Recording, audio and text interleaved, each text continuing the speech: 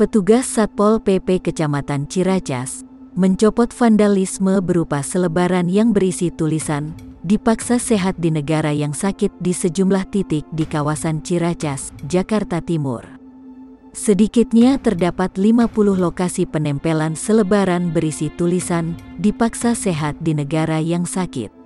Selebaran ini muncul sejak Sabtu kemarin di sejumlah tempat, seperti di kawasan Cijantung, Pasar Rebo, dan paling banyak di kawasan Ciracas, Jakarta Timur.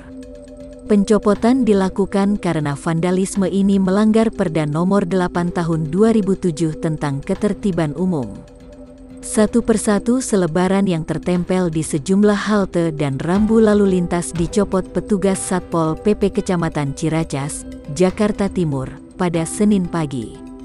Petugas bahkan sempat kesulitan lantaran lokasi penempelan selebaran yang sulit dijangkau.